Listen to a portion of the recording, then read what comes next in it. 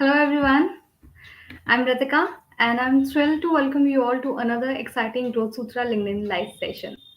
Before we dive into today's compelling topic, I'm delighted to share that this marks a special milestone for us as Growth Sutra has completed 2 incredible years of bringing you insightful sessions. Throughout this journey, we had the privilege of hosting industry leaders, exploring cutting edge strategies, and building a vibrant community for our growth enthusiasts. Thank you all for being a part of our journey. So today's session is particularly exciting as we focus on to 2020X vision selling beyond borders offshore strategies for global markets. We have an incredible line of speakers today who will share their invaluable insights, experience in navigating global markets. So before we begin our session, I encourage all of you to use the comment section actively. Share your questions, thoughts, experiences, and let's make this session interactive and enriching for everyone. So without further ado, let's me introduce to our distinguished panel of experts we have today. So we have Dennis Roman, founder of Roman Numbers, Vishwendra Verma, founder of Growth Sutra, Nelson Fernandez, founder of Big Leaps Consulting, and last but not the least, Dean Nolly, outsourced VP of Sales and Advisor from Sales Acceleration. Thank you, Ritika. Thank you so much for the introduction and setting a bit of context in terms of what we are going to cover today. So I'd like to welcome all the audience that that have joined today. Request you to share, your name and location in the comments box, so that we can know you well in terms of which location you guys are joining. If you have any questions for us or the panel, do share your questions in the comments box, and we'll pick those questions from here.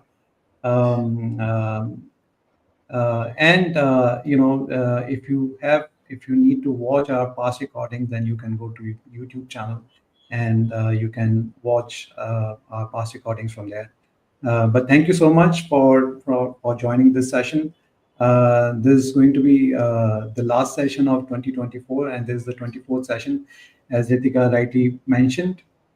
We have been doing for last 24 months, 2 years to be precise. And this is one of the most engaging session that I am expecting to have, as the number of speakers that we are having on this session are more than what we normally had. So in fact, just to set the context, I'll share the quick content flow in terms of what we would be covering today. So there are two segments that we have actually planned out.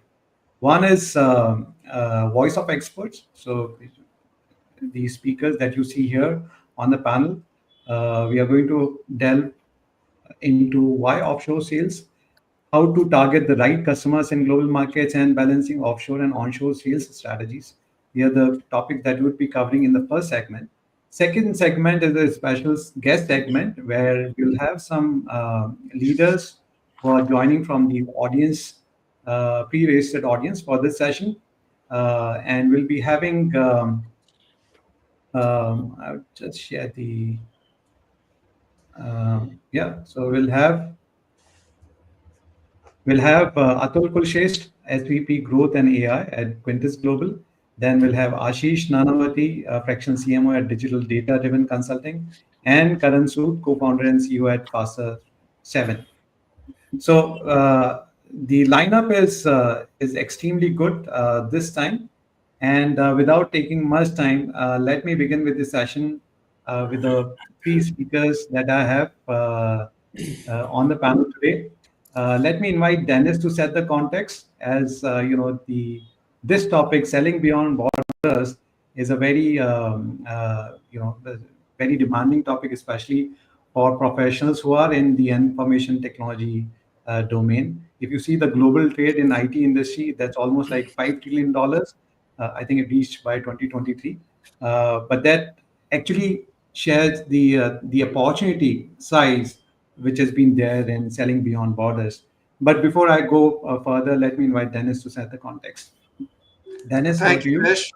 Thank you, Vish, very much, and congratulations to you and Ritika both for extraordinary efforts over the last 2 years. This is number 24, as we've said, and it's a grand celebration for us. Thank you, and keep up the great work for this community. Thank you, Dennis. Thank you so much. And I'd like to add that, we began this journey together. So Dennis is a partner in crime for these sessions, and there's a lot of thought process that has gone behind in designing the content for the the sessions that we have been doing every month. Um, so yeah, thank you so much, Janice, for all your guidance and advice in making these sessions very successful. But apart from that, I would like to also appreciate the speakers that we have. Nelson and Dean, they have joined us in our previous sessions as well, and they have seen the amount of effort that has gone behind the screen to make these sessions very enriching for the audience. Okay. So Dennis, I am going to add your slides here Oh, on the okay. screen. Okay. Yeah. Thanks. I wasn't exactly sure. Oh, very good. Thank you, Vish. Okay, so uh, just a welcome to everybody to our session today. We've done that.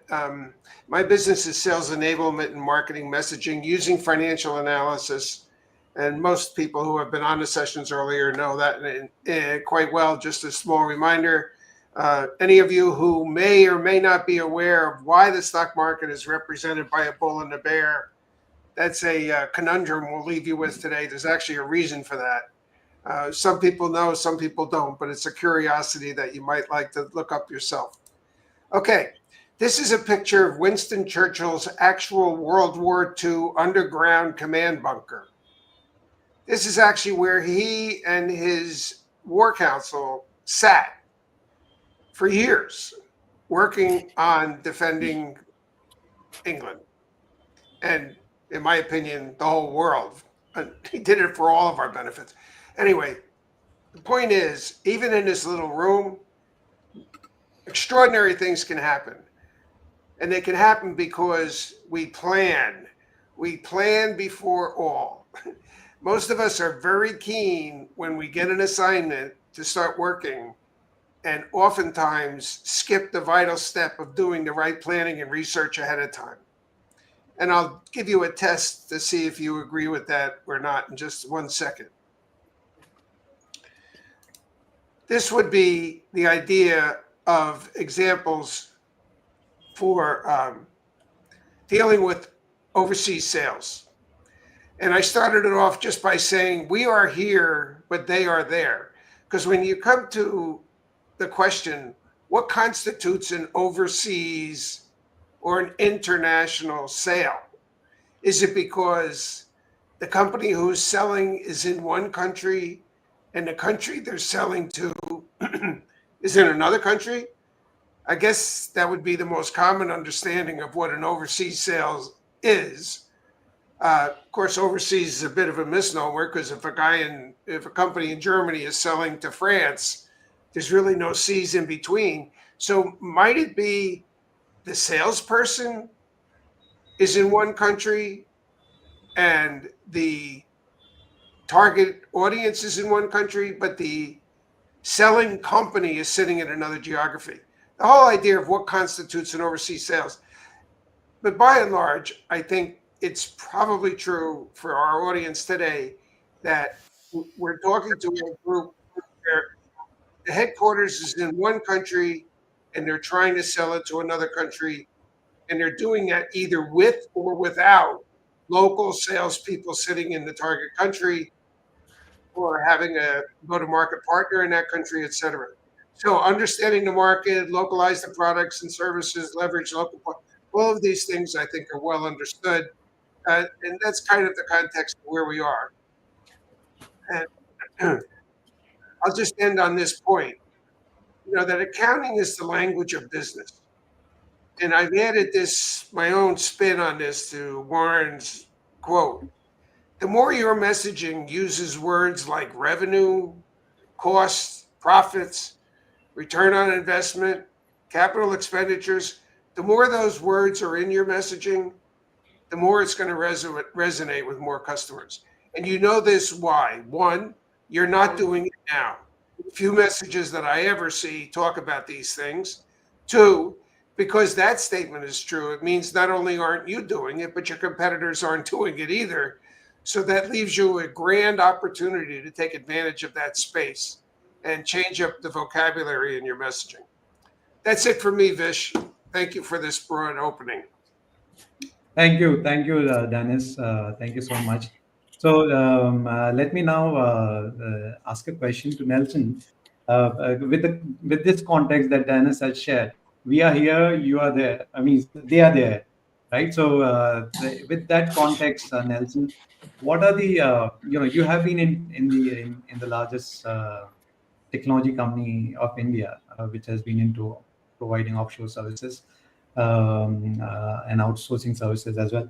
But what do you see? What are the challenges, or how do you see this offshoring sales strategies becoming more effective? And what are the drivers? Why companies, especially in B2B technology, they should have global expansion as one of the key mandate. So I think I've asked too many questions, but Nelson, you may answer one which you feel more relevant. First and foremost, thank you for having me over, Wish and Dennis. It's great to share the stage with stalwarts like yourselves, and I find it a privilege to be in your midst and with the people who have joined from our communities on this one. Your question is pretty complicated, but we will try and break it down, make it simple. I think we are here and they are there. What a powerful way to kind of capture that essence, Dennis, as always, right? He's the master of uh, marketing and sales enablement. Um, I think, if we look at the very primitive nature of sales and selling, uh, I must say that we can't take the in-person experience ever out of the equation when it comes to someone talking to someone in person on the ground, who understands the street level of where they are selling and to whom they are selling, right? That said, there's a lot of people who are in different parts of the geography who are looking at expansion plans. And obviously, the era that we are in today, and we couldn't have been luckier to be in an ecosystem where digital makes it possible to traverse any part of the globe. Uh, there are a lot of considerations that one has to keep in mind when we talk about this very topic of offshore sales strategies. I think, if I were to kind of make a statement that we see, um, there is immense amount of work that needs to be done before you can go and even get in front of your customer, and that is somewhat in lines of what Dennis does to help organizations and their salespeople to do. That is a lot of research about your customer. Basically, it's about knowing your customer better. A whole lot of that piece needn't be done by the field sales guy who is in the geography on that street. A whole lot of that can be done from somewhere like India, or for that matter, in the US or near shore, anywhere, right? It could be anyone from anywhere. And then there's a whole lot of dynamics that are involved. There's a lot of data and research that one needs to do before you can contextualize your conversations and have a better understanding of your customers' business problems that you're trying to solve for. And once that is, uh, it's kind of precipitated into a very simple document which captures the essence of the customer and the customer's business problem, then it becomes very easy for a seasoned sales professional to take that, read it up on the flight or on the drive down to the customer location, and be able to have all the understanding she or he needs to have before they can go and crack a conversation with the customer and start talking about their business challenges and how I, as a salesperson, can help fix those problems for that customer. I think that's very, very crucial. There are a lot of people who ask me, "Hey, we want to do everything from offshore. I mean, and we need everything to be done on the phone and on email and on virtual meetings." But I think I would definitely not recommend that approach, because the one who is sitting in front of the customer will always take the cake away. So that's how I see even one of my consulting engagements in the network science, we are very clear about the strategy there, right? So we're saying, we will help you guys. If you're an organization, you are based in, let's say, Brussels, and you want to sell into UK or India and Middle East and all of the other parts of the world. Uh, so we would need someone to be present in the local area, to be able to represent and then do those necessary follow-ups with the customer at the right point of time, and then make sure that they get the deal. So I think I'll pause for here. It became a little bit of a Yeah, longish thank you, sir. response to a So, question. do you say that it might be a little challenging in case if you do not have presence in the market where you want to acquire customer? If you are not physically present, it might be very difficult to kind of penetrate, or acquire a customer from offshore. Or is That there is any specific? Yeah. there is only one chance in the entire setup where it would work completely remote, and that is when you have someone who introduces you to someone who has something that will solve your business problem. So effectively, you have a person who recommends a company which is a great product, or a platform or a solution which you could use. And I've done that as well. I've got someone who sold me everything just on some 6 virtual calls, Zoom meetings, and we actually closed the contract all the way without anyone coming and meeting me in person in Mumbai, right? So those cases also exist. But as I said, relationship is key. There has to be someone in the equation who is recommending someone to you, and you trust that person with the highest levels of integrity. That's the only possible chance I could ever think of doing everything from the first call to the finalization and the negotiation and then the contract closure. All of it Okay. virtually. Yeah. Thank you, Nelson. Let me go to Dean. Dean is advising a couple of companies as an outsourced sales advisor. So, Dean, what are the key levers that you see that can offshore B2B company can count on in order to expand their business in US market? But great question. I mean, when, as we were talking and preparing, a couple of the things that stood out. Generally, we're dealing with strategy, process, analytics, KPIs, and then also the people part. There's enough issues just when you're within your own region domestically. So when you start going abroad, and a great example was when we had the live stream last month, we found that some of the technology did not work globally, right? I reached out on the technology side, and your competitors and landscape is going to change drastically. So I work with 4 go-to technologies to help business owners in the US. One is KnowledgeNet AI, one is SalesReach.io, and the customized sales playbook with Drew Williams. We're building out customized sales playbooks, so Play Builder AI, and also Pitch 59. None of those technologies, as an example, are available today in India.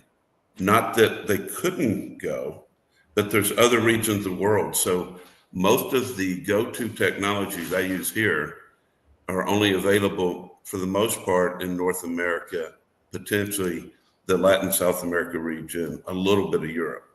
There's going to be similar technologies in the other parts of the world that won't be applicable here. Now, when I think about a company, regardless of which direction you're going, you may not have a competitor for some of the new markets of services, products, software, et cetera. So, when you're looking at new markets, that part could be very intriguing because you're going into a emerging part of the world and you don't have the direct competitors that you might have in, say, India or, say, in the US. So I think those are some of the things you can look at. And if so, then you've got to figure out how do you ramp that business up. And, one of the things that, as Dennis and myself and others in the US see, you hear about, and I know it's worldwide, you hear about the baby boomer owners exiting the business. Well, baby boomer is, let's say, 60 to approximately 78. You might as well add the high end of Gen X from about 55 and above, and the low end of the traditionalists, let's say up to 82. For sales professionals, because everyone thinks about the owners, but for every owner exiting, you have 2 to 4 sales professionals that are retiring. They're accelerating retirement due to health. They're relocating for family, children, grandchildren, aging parents, right? Well, all of a sudden, that becomes a totally new dynamic that you have to think through. And I think depending on the product, the service, the software that you're trying to accelerate, it's critical. And Dennis, you had brought that up on a prior call. It's critical to apply the right person or gen to the right technology. So I think when you look at that, you got to address it from a business perspective. Do you have the right strategy, the right process? Obviously, the analytics KPIs to drive it, to accelerate it, the people part. But along with that, clearly understanding what regions can you go and where do you have the best bang for the buck. And in the fractional world, to me, it's simple. You could get someone like myself with certain vertical expertise, and maybe I'm not the right fit, but there's others that would be in other industries. We have the ability to help you for a fraction of the cost. Get started in a company. We know the local landscape. We know the competitors. We know the dealer, distributor, VAR, integrators. We know how to apply that. We can help you accelerate it, and then long-term can help you put in that right team and scale it to where you need it versus coming in with a full force of an organization with a big cost structure and then realizing that maybe you've got to adjust that. So that's where I see it, Vish. I mean, it's the people, it's the technology, and it's really being strategic about how to apply the new product service in the different regions. Thank you, Nelson. Thank you, Dean. Sorry, I just saw a message from Rajat in terms of his comment.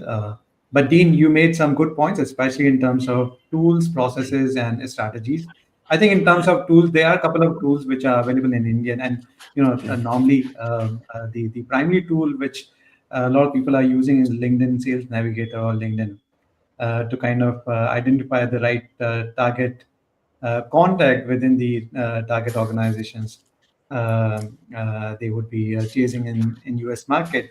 But apart from that, of course, you talked about some more tools that could be used for market intelligence and also in terms of some more levers like referrals or channel partners. So yeah, that's a good point. Apart from that, there's one stat that I had seen, especially when you talked about the buyers profile, Gen Z, and so there's a research which was done by Forrester, and Forrester did share some research. So what they're saying is digital first buyers dominate with the rise of millennials and Gen Z in decision making roles. So there are a lot of millennials and Gen Z that are getting into decision making roles, and uh, they are actually digital first generation, digital first buyers. So they are buying from digital online channels. So there's another stat that which they shared, that more than 50% of large B2B purchases will be processed through digital self-service channels, including vendor websites or marketplaces.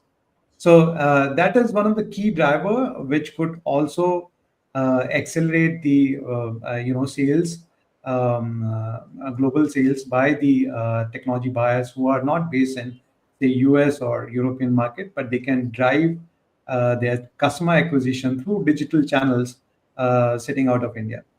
And the stats that I shared and what you talked about, especially on tools and buyer persona, I think that that makes sense. Now, let me ask Dennis. Dennis, in terms of tapping a global market for long-term revenue stability and sales cycle management, what strategy would you recommend? Considering the fact that normally a lot of Indian IT companies, they want to get their presence uh, in US or in Europe, in terms of customer acquisition. But what are the other drivers that could, or what are the key drivers that they should focus on strengthening their presence in global markets? Well, I've thought about this a good deal, and I have actually quite a bit of experience in this area. But my answers are going to be very succinct. First off, buyers in the United States, all things being equal, prefer Mm. assertive salespeople. That's true. The less assertive you are, the less you're probably going to resonate. Hmm. And Mm. assertiveness is not the highest skill typically of people coming from or selling from India. Of all the wonder of Indian people that I know, humility and respect, and I could go on with a list of good qualities, but the one that might be a little short coming in this direction is assertiveness. Hmm. Mm. Now, the broader question might be, hey, you're sitting in India and a US company is trying to sell to India. What advice would you give to them? And that's the same way I'm trying to offer this advice. So that's one. Should you take it to the level of acting like you own the place? You might have gone too far. But I'm giving you, if you're selling from India, permission to be more assertive because the Mm. buyers expect that. And if your competitors are mostly companies from India, this is a way to further distinguish yourself. You could have too heavy a hand, I admit, but I'm encouraging people to dial it up a bit because we would actually prefer getting much more prescriptive conversations with the sellers. I know everybody wants to be everybody's partner.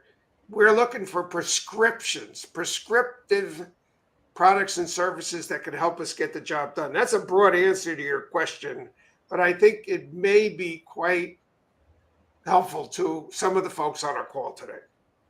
Hey, could I add to Yeah, that, Vince? sure, Dean. Yeah, I think he's right on being assertive.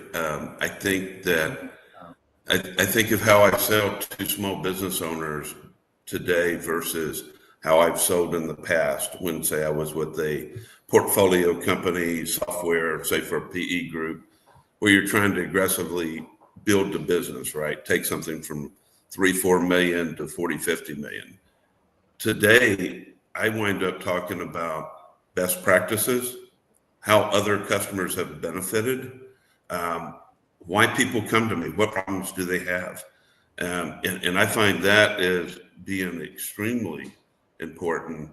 I also think the cultural part is important, and as Vish and I've been working, in the area I live in, Georgia, even though I'm up at Sawtooth Mountain Retreat now, in Alpharetta and North Fulton, Forsyth County, there's a preponderance of Indian-founded, Indian-led companies. And Vish and I have been looking at how do we potentially vision India from a marketing, me and Alpharetta, let's say from sales. How do we work together? Because I know Vish can help me culturally be better with these owners and these companies. And I know, and he knows that I can get my foot in the door. So there's a really good collaboration. And I think that's important. We do all talk about strategic partners, but as an example, if I looked at the meetings, we're up here basically educating and helping business owners be better running their business. So when I throw out the strategic partners I'm with here, they probably don't exist in very many parts of the world, like CEO Alliance. Have any of you heard of CEO Alliance or Bill Schwartz? He's the author of the Generative Way organization. Yesterday, Bill and I were with Kimberly and David Alexander, the founders of Trustegrity. You probably have not heard of them. A very good networking group nationally that's growing in the US, extremely aggressive. But I'm also up here with some business partners to help delight these customers with EOS. And I think Vish, you and I've talked before one-on-one about, well, who's EOS, right? Here, fundamentally, it's the entrepreneurial operating system. And it's a go-to partner with me because of what they do holistically, getting the right people in the right seats and leadership for company culture, and what I do on the sales side.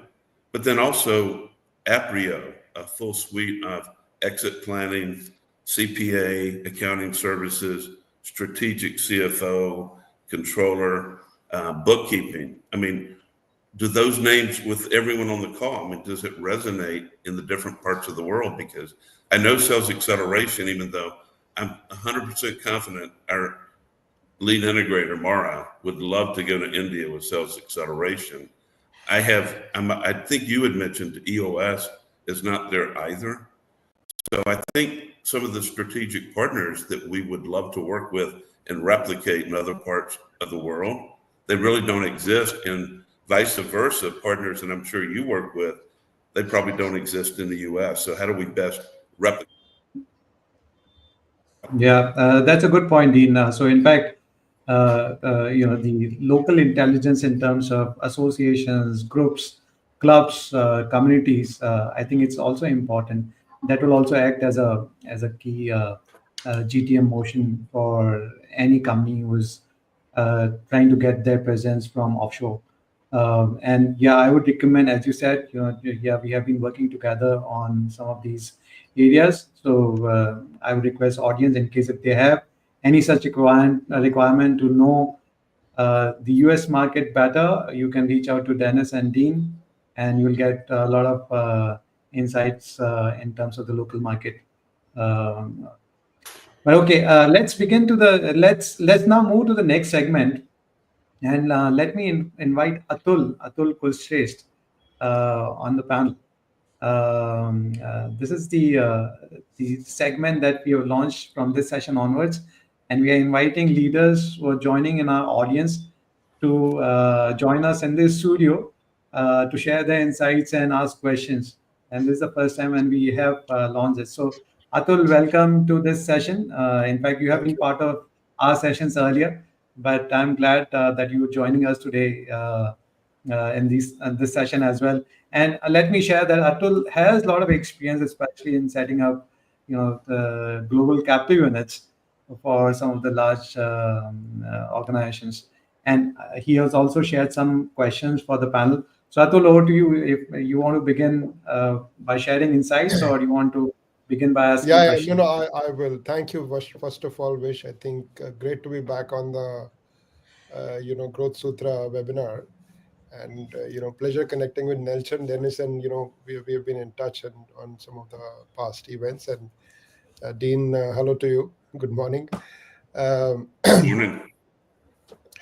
So, so I think my experience in terms of selling beyond borders, right, uh, goes back a couple of decades, to be honest, right? I mean, not I was never a salesperson, but I was a business person. So I was always used to. I've hired people in US, UK, Europe, some very highly effective salespeople I've had the privilege of working with. I brought them into the company and they did a kick-ass job. But in my current role, I think I'm the one who's kind of leading that charge, right, to get Quintus Global into US. I mean, we have done past projects. We have done projects and assignments in US, across the globe. To be honest, I mean, Australia, Europe, UK, we have done. But now we are really focused in terms of growing the US business, right? So that's where, when I saw this announcement come in on LinkedIn from Growth Sutra, I was very excited. I said, this is the time for me to learn from the masters of the art, right? So thank you again. So my question here is that I think Dennis covered it very well in his first slide, right? That you need to I think he covered the fact that you have to digitally present, you have to be in the market, you have to go through multiple channels, right? There is no one size fits all kind of because depending on what you're selling, is it a product, is it a service, is it a combination, your strategy will have to be fine tuned, right? And today, thanks to pandemic and post pandemic, and then now with AI coming in, right? There is overwhelming outreach on digital channels, right? Emails. I have now so far sent, since last 4 months, some 15,000 emails, right? Wow. Okay.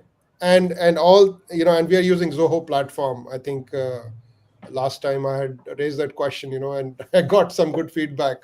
But eventually we narrowed it down to Zoho. So we are using Zoho campaign. We are using Apollo for prospecting. We are using Zoho CRM for following up on everything, right? Mm. So that's on the tech stack, right? So we have Zoho running it, and we are getting good open rate. And then another learning which I had was that you have to warm up your domain, right?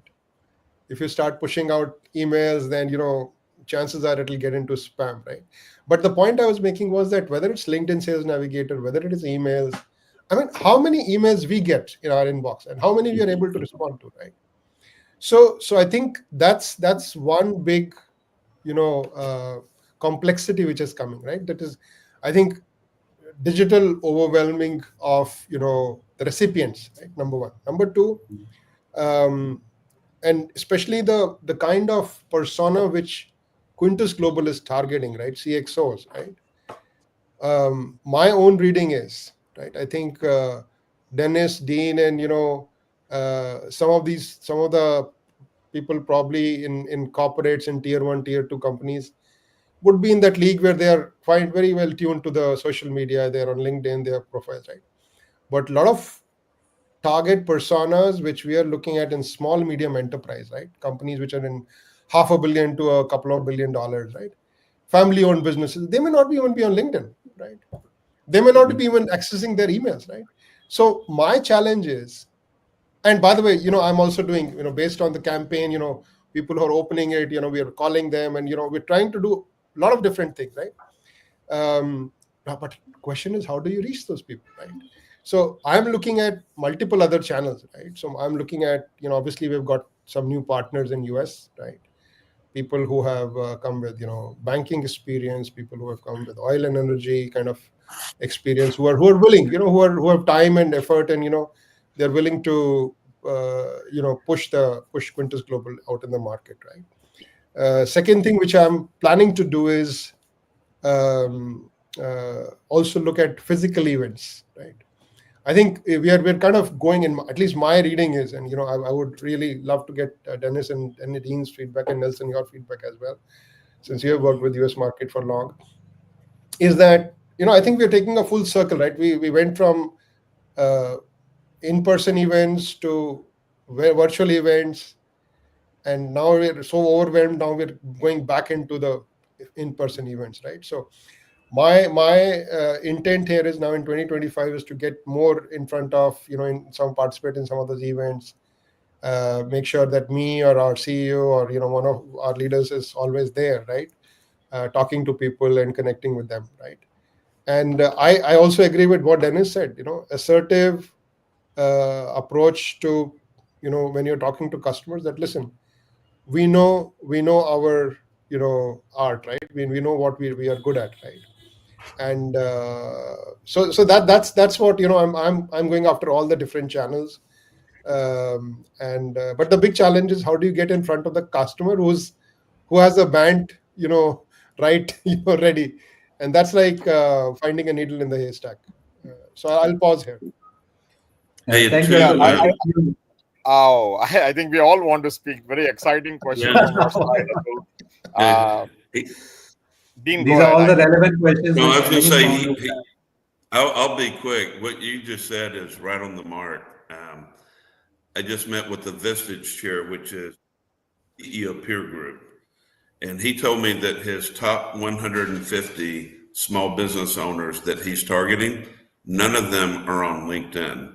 This was just a meeting last week, and what I have found is these business owners, on one hand, they're very busy. They're in the business, not leading in a lot of cases. They have issues or they're growing. It's not necessarily a bad news scenario. And they don't know where to go for help. They've been burned in the past or a bad experience. So they're not reaching out, and they don't want to be sold aggressively, from all the stuff. But here are all of us, thousands, tens of thousands of professionals. We are bombarding them on LinkedIn with webinars, seminars, podcasts, email, demand gen, lead gen, cold call. And, so right when the toughest part is getting to them. And my last three clients have been simply, I'm in a room in an EOS workshop or a Vistage event or a exit planning, and someone asked a question and I answered about where I see issues with clients. And then people came over and said, hey, we need to talk.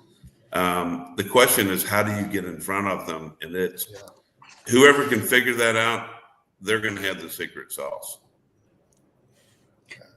Yeah, Absolutely. and I that's love a the point that you made, Atul, and I just wanted to very gently correct Dennis that it's no longer the US which wants salespeople who are assertive.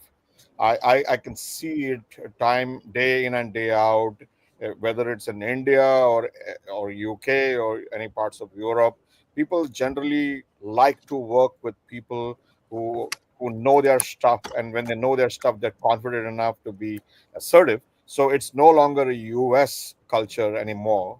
It's kind of spread out to many other parts of the globe as well. And coming to getting to know which are these band ready prospects, Atul. There's never ever going to be a ready made cooked stuff which you pick up from your oven and then start eating right away. Heard the word prospecting, Atul? It was something the caveman did, and it still got to be that way. I mean, and very well put, Atul. Most of them, and Dean also alluded to that, are not on LinkedIn. And you said it, 15,000 emails is what you have kind of sent out. If I'm not mistaken, I remember you said 4 months. And look, when I and you receive emails like this mindlessly, right? What do we really do with those emails, Atul? They actually go either unread or they just go into junk. The king that rules is the one who picks up the phone. The traditional method of picking up the phone and saying, hey, Atul, I'm Nelson from Big Leaps Consulting, and I have been solving problems A, B, and C for customers who are in your business. Care to spare about half an hour where we can talk about this in greater detail? And and that's exactly what I kind of see resonating extremely well, because it's, first of all, it's a very personalized approach. It differentiates you from all those classic guys out there who just mindlessly dump emails after emails thinking they had a great email campaign. But if I ask you, Atul, and of course I'm not putting you on the spot here, but we are having a very candid conversation, right? It's an eye-opening conversation. uh, what's the closure rates you get from those emails? I can bet you they will be very, very minuscule. The traditional approach of picking up the phone, as long as people understand what are those words or nuggets of gold that have to be whispered into that call, is so as to make the guy feel that they are talking to someone in a position of authority to help them solve their business problem. And yeah, we're going to have a chat on the sides, Atul, I'm pretty sure, and Yeah. we have got a lot of exchange of conversations to do. Yeah. No, so interestingly, while the open rate is at, I think, hovering around 17-18%, right? Which is not bad, right? So we still have Oh, about it is what? great. 18% is great. Yeah. Success rate right now is zero. Okay. Only good thing is one CEO actually connected, because what we are also doing is once the email is getting opened, we are also sending through LSN connection invite, right? And out of those hundreds of LSN invites which I sent, one CEO has connected, right? And now I've dropped him a personal email that, listen, I'm going to be in US and I want to meet you. So I think you're right, absolutely right, I think. And I also realized, right, that mass bombing is not going. And by the way, our mass bombing was even very, very focused. We were focusing on a CFO persona. We were going after certain segments, certain size of companies, all that, right? And what that is going to help us is in terms of creating brand image, right? So now that these people are in CRM, right, we are going to start sending them newsletters. So there is a little bit of a brand visibility, right? At Sure. least if people see that, okay, Quintus Global is sending, 5 emails and newsletter, and it just starts to kind of leave an impression. And then when you reach out, it's better, right? That they have seen the brand and then somewhere the logo, right? That's right. So So, yeah, sorry. I thought you were done. Sorry. no. So that's what I think. Now we are going more targeted, and we will kind of refine the strategy, and Right. then in parallel, go through the partners and the Well, if events. I may add, I just have one that's a suggestion. Sorry. I just have one suggestion, Atul. Now, you just take that approach where it's a very targeted set of list of potential prospects. Let's call them potential prospects, or Yeah, even I would say potential suspects. They're not even prospects, because you have not had a call, you don't have a meeting correct. yet with them, so we can't even call them a prospect.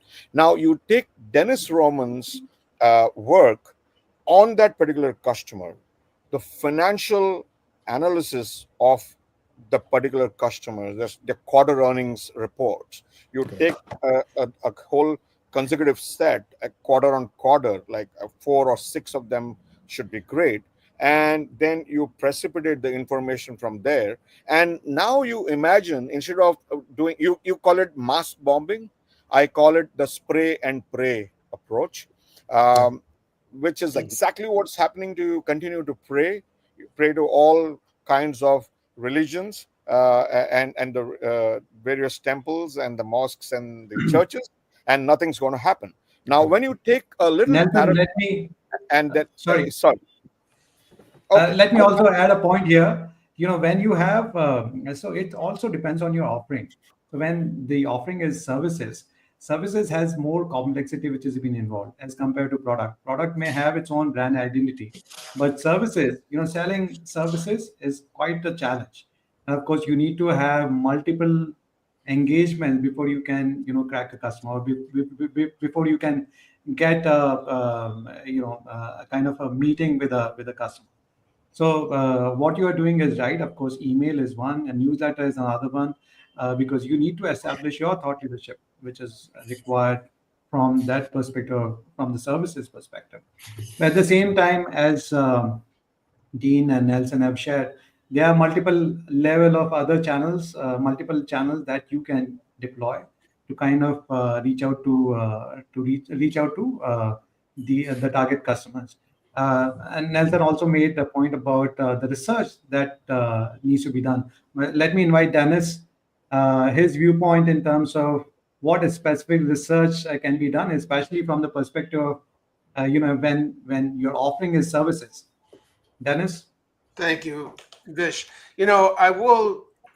I'll come to that in 1 second. My first recommendation, literally, if I'm going after an audience that is not on social media, and I am going after audience, but if I had an audience like Dean described that's not on social media, I would literally be writing them physical mail.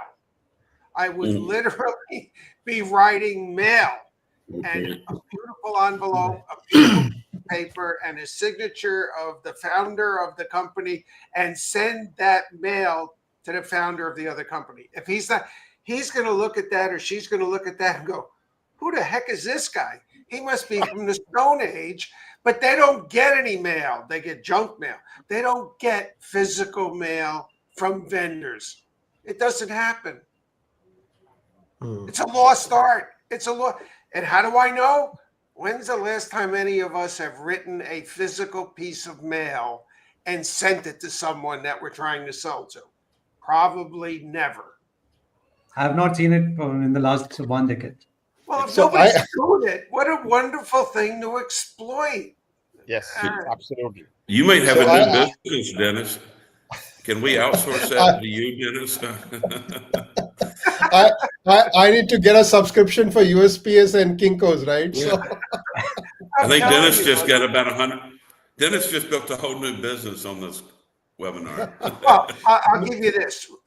When we talked earlier, Vish, about the finding the right, looking for the prospects. So at one point, I worked for a much smaller company than TCS, but it was an Indian company. And when we went to our first call, I had actually printed out the presentation, and I took everyone's business cards and captured all of that and took it to Kinko's and had it bound in a spiral binder with a cardboard cover sheet. Very nice. Okay, we took that over to them and we actually left that behind. I'll tell you this. The customer said to us, we're a government agency, so we had to make this an open bid. That means you responded and we don't have any idea who you are. You're an Indian company, right? You're sitting in India. They said, so we're going to look at you because we have to. And we won the deal. They said to us, you're the only vendor of 40 vendors who bid on this project that we never heard of, and we won the deal. Was it because we actually printed out a high quality presentation and actually left it with them? I can't say that. I can say this. We were the only guy to do that. We were the only. So some of these lost art things that we think, oh, you could really distinguish yourself by making a phone call, as Nelson said, by writing them a letter, right? Dean, by going over to where they are and knock on the door. Hello, I'm here. Let me in. I want to talk to some. That's not actually how he operates, but you get the idea. These are all lost arts. So Dennis, one more question. I think, which I don't know if I have time to ask question. I need to, if question is simple, then no, 30 seconds. So a lot of these companies, Dennis, may not be, they're not listed. They're like family-owned small companies. They're still going about $1 billion, kind of revenue, right? So how do you do the? I like your idea, and that's something I think. Obviously, any research or anything which is relevant and contextualizes that, okay, this is what we believe your problem could be, right? Will certainly invite attention. But any ideas to how do you get to that financial data? I mean, because nothing is publicly available. So you and I can have a call about that. I do a class on how to get at non-public information. All right. Okay. So we could talk about that, but the spirit of your question is, or an abbreviated answer would be, find anybody that's in the business that's public and use them as your stalking horse. Say, hey, I don't know your numbers, but this is this guy's numbers. He's public. He's having these problems. Might I think you're also having these problems? And use Right. that public Use information the as a reference parent. point. Yeah. Great point. Yeah. Great. Thank you. Yeah, Wish- the All right. Thank Hey, you, and Atul. Thank you. Tuesday, and Let me. Sorry. I was Let just me going to say now the invite other. Ashish. Ashish has a question, and we are actually short of time. So I know Karan is also waiting for us. So Ashish, thanks for your patience. But yeah, go ahead. Shoot your Thank you question. so much. Thank you so much for having me here and fantastic inputs coming from everyone. Thank you, Dennis, Nansen, Dean, Atul, and Vish. One question I have, I come from a digital marketing background myself, digital transformation background myself. And I'm working with a lot of businesses in India, trying to establish, of course, coming with a lot of business background, already having an established brand in India, trying to set up their overseas market in US, UK, many other places, um, and struggling with the points that Atul mentioned in terms of having a push strategy, reaching out, and we all discussed about it. Um, However, I'm just thinking, how can digital transformation and marketing overall play a role from brand perspective rather than just sales perspective? Create a brand and basically translate the brand that they have in their domestic market to the international market. So building brand presence and pulling the user into the system. Uh, in India, of course, we look at it and everywhere, top down, bottoms up. Uh, Somewhere, this is one strategy maybe that can be leveraged. But just wondering, this is your experiences, your use cases, and also how do you define, how do you go about leveraging marketing and digital transformation from brand perspective, looking at the success indicators, performance indicators, and how do we basically look at the cultural nuances, which is very different from what we find in domestic market and in US markets.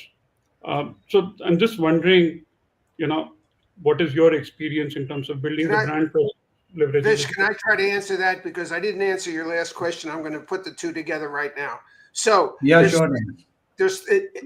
in my world, there's three kinds of customers. There's customers whose costs are getting out of control.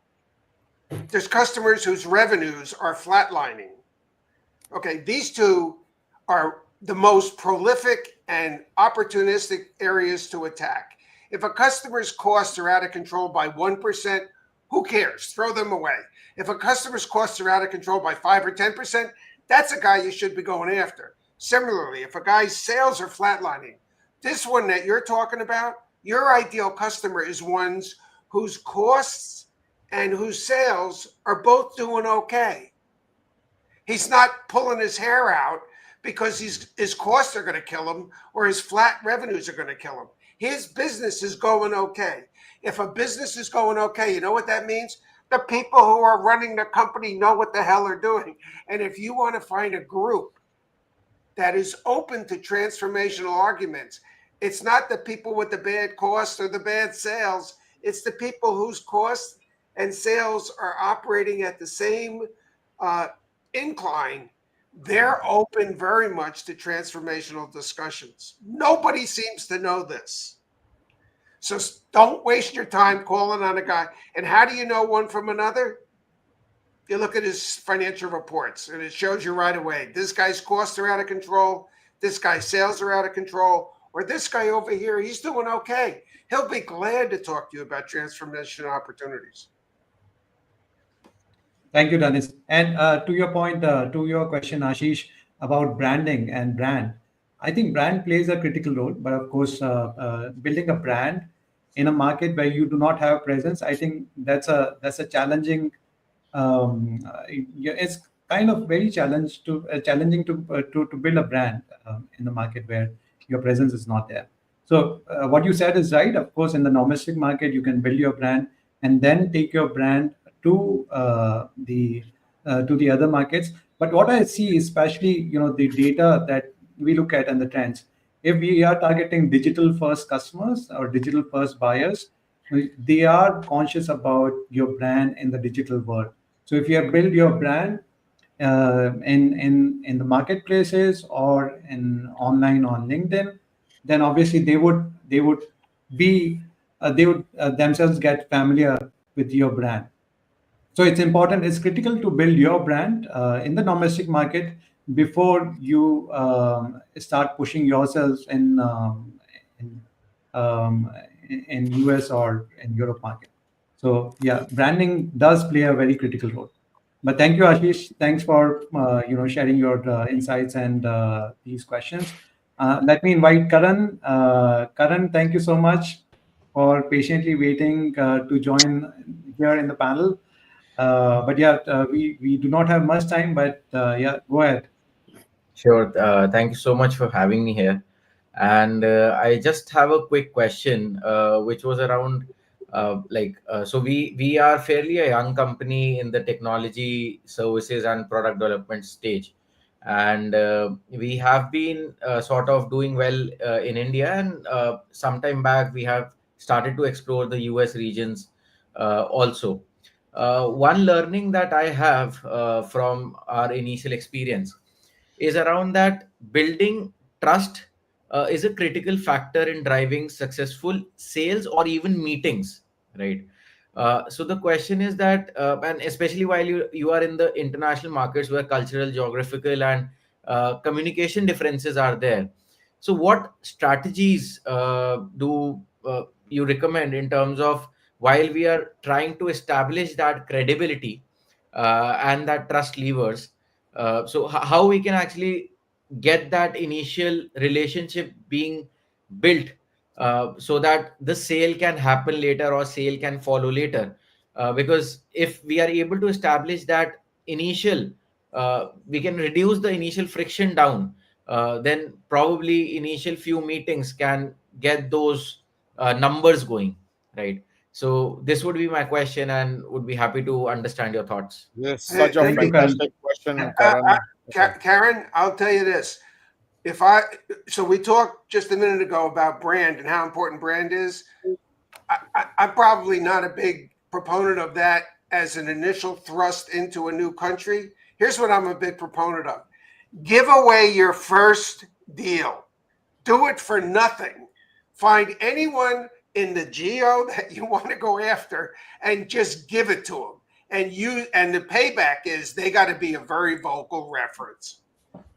State Bank of India for TCS was not even remotely interesting to the banks in the United States. The largest bank in the world that TCS ever did, State Bank of India, was a useless reference in the United States. The banks in the United States could care less. So find yourself a client, give them the project or discount it, but what you get back is a very vocal reference, videos and all of that. There's where your trust can get established very quickly, because another person in the same GAO who's using your stuff is going to give you a lot of bragging rights. Karan, Got it. Yeah, I would just add to what then Dennis beautifully articulated. In my world, I would say most salespeople or businesses, for that matter, who have the sales frontline salespeople, usually go and kind of become very opportunistic uh, when there is a deal on the table. And I would always recommend an approach if you are genuinely interested in that particular customer and make that a relationship for the long term. You must go and spend time with the key stakeholders, the important people who run the organization, make yourself visible in front of them, help them through some of the tidbits that keep coming along the way. And in that entire journey, which could be anywhere short of maybe a couple of months to maybe 3 4 months, you end up knowing many more people along in the corridors and the lobbies of those organizations and their offices, and they get to know you, you get to know them. It kind of builds very, very beautifully into some blossoming relationships. And when there is a real deal on the table, you have the right to be very much a core part or an integral part of the other 12 people who are also putting their hands on deck. And obviously, they can tell who is opportunistic, and they can distinguish that person from someone who is genuinely cared about helping them out when the chips were down or when they needed help. When most other people will run away from the scene because they would have to give something for free. And I'm not a great proponent of giving anything for free at all, because most customers don't value free. So I mean, it's got to be a combination of doing everything that is written and is not written in the books ever. So, a short So, answer, Karan, it's a subject that is very close to my heart: building trust, building relationships, being authentic, and being genuine. But we will take it offline for sure, Karan. We'll catch up well, Sure. soon. see, Atul, can I add one thing, sorry. Vish? Yeah. And it goes back to Dennis's. By the way, Dennis, I've been to that bunker um, in London with my family. So thank you for sharing that. It was quite a scene. But to add to what Dennis says, I mean, I'm very blessed to know this group. But that happened by me giving and helping Melroy's brother-in-law in his business. He has given me an unbelievable testimonial and support and references. And then I was blessed to meet Dennis and then you, Vish, and then this group. That would have never happened if I didn't give and help someone first. And, so I think Dennis is right on the mark, especially within some of our local communities for our own brand. So I'm glad you shared that one, Dennis, because I wouldn't know you guys without what happened that way with Melroy originally. Yeah, Atul, I was just going to add. I think Karan, my experience was that I don't know if you heard me, but Yeah, I um, did. during my career, right, I had a lot of salespeople, right, and we got some phenomenal deals through those people, right. One thing I know that people will forget about salespeople, but people will not forget people who have delivered results, right. So I still have those relationships where if I go and knock on their door and say, listen, Atul Kulshresht, Genpact or Capgemini, they will say, okay, why don't we grab a cup of coffee, right? I don't know if they will still remember the sales problem. So I think, and to Dennis's point, I think if there is a way for us to somehow build that credibility in first few interactions, right? And say, we'll talk about the project and the opportunity later on, but if there is a area where I can help you, right, you can even put your personal time and effort into that, right, and say, listen, I will help you out, right, and we will work. So that, I think, building that personal credibility and trust, right, especially for the person who's front ending with the client, right, is so very important. Once you have done that, right, and at least I have seen that for US based clients, right, if you gain their trust, right, then they're friends for life, right. But at the same time, if you goof up, they will kick you on the backside and get you out very quickly, right. So it works both ways, right. So that's my 2 cents. yeah, thanks, Atul. I think, Karan, you got the answer. But if Yeah. I share from my perspective, of course, referrals, work best. I've got a couple of clients from referral. In fact, all the people whom I know now and who are there on this panel discussion, most of them are through referrals. Of course, with Dennis, I've worked together, but with Nelson, Dean, Atul, it's all the network that we tapped into and we got connected. So one of the best channel would be to also leverage referral. While you got some insights already from Nelson, Dennis, Atul, and Dean. Yep. Any more questions, or can we wrap up the session? I think we lost Dennis because there's a network issue at his end. But if we do not have any more questions, then I'd like to thank each one of you for sharing your insights with the audience. Nelson, Dean, Atul, thank you so much for taking up your time, busy schedule, and sharing your inputs and strategies that could help a lot of leaders who have joined our session today. And thank you, Ashish and Karan, for taking out your time and joining in this discussion. This is the first segment that we had, first time we had this segment on this session. And thank you for sharing your questions on the live session with the audience. I think you got a lot of, you might have got a lot of information and insights from the speakers here.